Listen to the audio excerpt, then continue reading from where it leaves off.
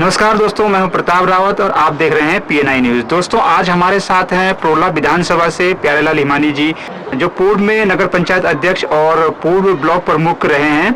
और प्रोला विधानसभा से अगर बात की जाए तो प्रबल 2022 विधानसभा चुनाव के लिए प्रबल दावेदार भी हैं और कांग्रेस पार्टी के वरिष्ठ नेता हैं, सबसे पुराने नेता हैं प्रोला विधानसभा की अगर बात की जाए। प्यारेलाल जी, सबसे पहले आपका स्वागत करना चाहूँगा PNI न्यूज में। मेरा राव जी PNI के जो चैनल है उसको बहुत बहुत धन्यवाद, और जितने भी हमारे जो दर्शक हैं जो PNI चैनल को देखते हैं उनको मैं बहुत बहुत धन्यवाद देना चाहूँगा। अब विशेष रूप से आपके चैनल को इसलिए कि जो समस्याएं आप यहाँ की क्षेत्र की हैं उसको लेके आ रहे हैं बार बार। यहाँ भी इनके पुरला की समस्या हो, जो दूरस्थ क्षेत्र की समस्या हो, दूरस्थ क्षेत्र की जो समस्याएं हों, चाहे पेयजल की हों, चाहे विद्युत की हों, चाहे स्वास्थ्य की हों, चाहे सड़क की हों, चाहे शिक्षा की हों, चाहे भ्रष्टाचार, कोई भी समस्याएं हों, उसको आपका चैनल बार बार जनता के सामने लेके आ रहा है। प्यारेलाल जी, जो अभी चर्चाएं चल रही है, प्रबल दावेदारी आपके द्वारा की जा रही है, तो कितना आपको विश्वास है टिकट को लेकर? अगर बात करें तो क्या उम्मीद है आपको टिकट को लेकर? रावत जी, 2022 का जो चुनाव आएगा उसमें कांग्रेस की ओर से मैं भी एक उम्मीदवार हूं, और मैं पूरे जो विधानसभा क्षेत्र पुरला है उसमें सबसे वरिष्ठ कांग्रेसी हूं। मैंने 1994-95 में कांग्रेस ज्वाइन की और 96 में यहाँ का सामान्य सीट से ब्लॉक प्रमुख बना। उसके बाद उत्तराखंड का आंदोलन चला, उसमें हमारी सहभागिता रही। जैसे कांग्रेस की नीति थी, घोषणा पत्र थी कि हम अलग राज्य देंगे, हमने उस पर बढ़ चढ़ कर भाग लिया और 2000 में फिर तक उत्तराखंड बना। उसके बाद फिर पंचायत के चुनाव हुए और 2002 में पुणे में इस क्षेत्र का पूरा ब्लॉक का ब्लॉक प्रमुख बना। उस वक्त भी टिकट की अगर बात करें, स्वर्गीय जोंठा जी जो प्रत्युकाश मंत्री रहे क्षेत्र से, उनका स्वर्गवास हो गया था। और कांग्रेस के जितने वरिष्ठ नेता थे, जो प्रदेश के वरिष्ठ नेता थे, उनसे मैं मिला। उन्होंने मुझे आश्वासन दिया कि आपको कांग्रेस का टिकट मिलेगा 2002 में। लेकिन किसी कारणवश जो हमारी दीदी थी श्रीमती शांति जोंठा, उसको टिकट मिला। उसके बाद फिर दोबारा चुनाव हुए 2007 में। मैंने भी कांग्रेस की ओर से टिकट के लिए अप्लाई किया, नहीं मिला टिकट मुझे। फिर भी मैंने कांग्रेस की जो नीतियां थी, जो उसके संस्कार थे, उसके जो विचार थे, उसको आगे बढ़ाने का काम इस क्षेत्र में किया। और 2013 में ये नगर पंचायत प्रोला बनी और मुझे सौभाग्य मिला, यहाँ की जनता का आशीर्वाद मिला। मैं प्रथम व्यक्ति नगर पंचायत प्रोला का अध्यक्ष नगर पंचायत बना। और 18 तक मैंने, क्योंकि नई नगर पंचायत थी, इसका जो ढांचा था, इसका जो सीमांकन था, इसका जो बायलॉज था, कोई हमारे पास कोई व्यवस्था ही नहीं थी। उसके बावजूद भी शायद जितने भी हमारी 9 नगर पंचायत उत्तराखंड में बनी उस वक्त 2013 में, तो मैंने, चाहे भारत सरकार हो, चाहे राज्य सरकार हो, चाहे केंद्र पोषित योजनाएं हों, उनके माध्यम से इस नगर पंचायत के विकास का कार्य मैंने किया और लगा भी लोगों को कि बहुत कार्य मैंने किया। और 2002 से लेके 15 तक में पार्टी के संगठन में प्रदेश संगठन सचिव रहा, PCC मेंबर रहा, और 2 बार मैं 6-7-8 में दूरसंचार सलाहकार समिति, उसका मुझे प्रतिनिधि उत्तरकाशी टिहरी का मिला। उसमें भी जो उस वक्त BSNL की या दूरसंचार की जो समस्याएं थी उसको दूर करने का मैंने काम किया। और मैं इसलिए भी आश्वस्त हूँ कि इस टाइम कोई भी वरिष्ठ कांग्रेस, जितने भी वरिष्ठ हैं यहाँ पर जिन्होंने की कांग्रेस के लिए 2022 टिकट की बात की, उसमें मैं सबसे वरिष्ठ हूँ। और सबसे बड़ी बात तो यह है कि मैं लगभग 15-20 साल से मैं पद पर रहा और किसी भी प्रकार के मेरे ऊपर कोई लाछन नहीं है, कोई भ्रष्टाचार का आरोप नहीं है। और शायद जो हमारे वरिष्ठ नेता हैं उन्होंने मुझे आश्वासन दिया कि 2022 का जो चुनाव होगा उसमें निश्चित रूप से आपको कांग्रेस का टिकट मिलेगा। और मैंने 6-7 अक्टूबर से, चाहे दियाड़ी गांव की बात हो जो डामठा के पास हो, चाहे हमारा दुर्ग क्षेत्र मोरी विकासखंड का कलीच हो, बंगाना का क्षेत्र हो, चाहे बडियाड़ का क्षेत्र हो, चाहे मोरी का जो ऊपर का क्षेत्र, पर्वत का क्षेत्र, मैंने भ्रमण किया। कपनूल की बात हो, इधर गडोली की बात हो, मुझे अपार जन सहयोग मिला। पार्टी का तो मिला ही मिला, लेकिन अन्य जो लोग थे, क्योंकि यहाँ की जनता इन लोगों से उब चुकी है।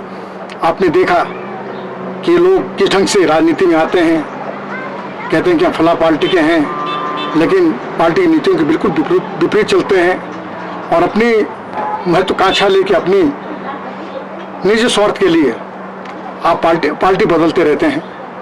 पिछली बार आपने देखा कांग्रेस को जिस व्यक्ति को टिकट मिला था उसने लास्ट समय में पार्टी बदल दी, और आज आप देख रहे हैं जो 15-20 साल से बीजेपी में था, आज उसने फिर बीजेपी छोड़ के कांग्रेस में आ गया।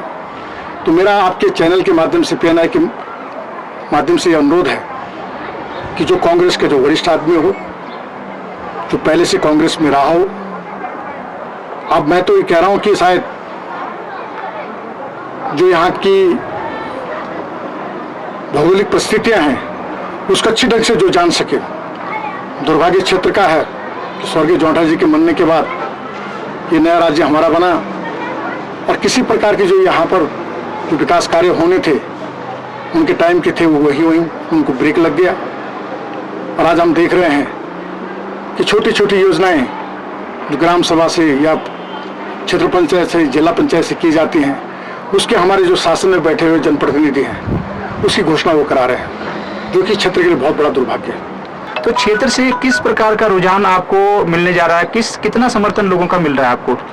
राहुल जी, मैं जब घूमा, क्योंकि जब मैं प्रमुख था तो शायद तो जितने मैंने यहाँ पर विद्यालय खोले हैं, चाहे प्राथमिक विद्यालय हों चाहे उच्च प्राथमिक विद्यालय हों, क्योंकि जो जिला समिति होती थी कलेक्टर उसका अध्यक्ष होता था, और मुझे सौभाग्य मिला कि मैं लगभग 10 साल उस समिति का मेंबर रहा, और कोई भी क्षेत्र ऐसा ना हो जहाँ मैंने स्कूल नहीं खोले हों।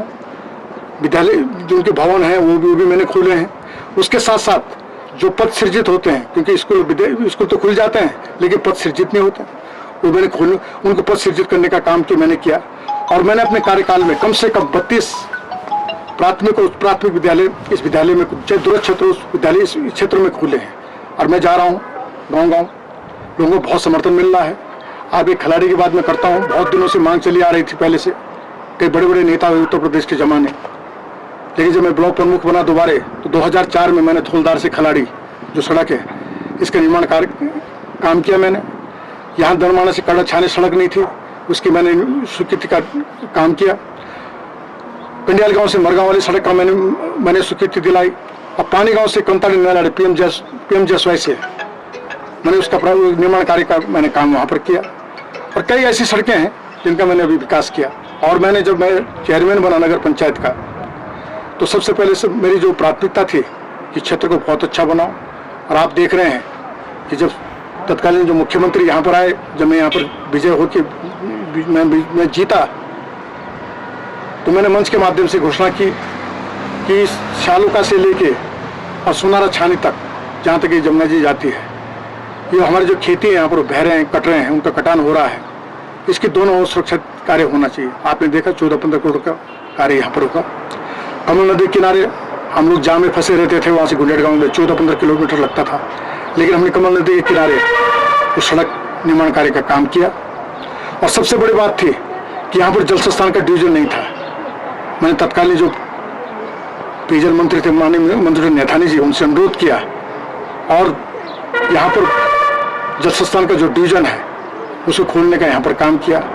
पानी की यहाँ पर कई समस्याएं थी, उसको निर्धारण करने का मैंने काम यहाँ पर किया। क्या मुद्दे रहेंगे जिस तरह से भ्रष्टाचार बढ़ते जा रहा है? क्या आपकी एक रणनीति रहेगी कि ये भ्रष्टाचार खत्म हो और पहाड़ों का विकास हो, सही मायने में जितनी योजनाएं आ रही है सरकार की तरफ से वो योजनाएं धरातल पर लगे?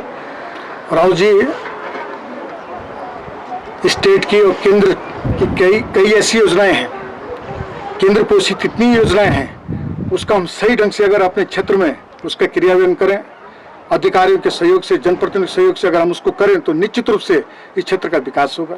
आज आप देख रहे हैं राज्य में जिला सेक्टर, राज्य सेक्टर, पर्यटन, आपदा प्रबंधन, पेयजल, दुनिया भर की ऐसी योजनाएं हैं। पीएमजीएसवाई जो सड़कें बन रही हैं, कई ऐसी योजनाएं हैं जो जनता के बीच जानी चाहिए, लेकिन हमारे जो जनप्रतिनिधि हैं अपने स्वार्थों के कारण उसका सही ढंग से क्रियान्वयन नहीं कर सकते हैं, नहीं कर पा रहे हैं। और आप देख रहे हैं लाखों करोड़ रुपए यहाँ सरकार हमको दे रही है, विभाग हमको दे रहे हैं, लेकिन कहीं पर धरातल दिखाई नहीं दे रहा है। तो मेरा आप लोगों से यही कहना है कि यदि अगर मुझको कांग्रेस पार्टी का 2022 का टिकट मिलता है, हमारे ऊपर जनता का आशीर्वाद, कांग्रेस पार्टी का आशीर्वाद रहा, तो निश्चित रूप से जो यहाँ पर जो मिली भक्ति से जो बांध चल रही थी पैसे की, जो विकास कार्य नहीं हो पा रहे थे, उसको ठीक करने का मैं काम करूंगा।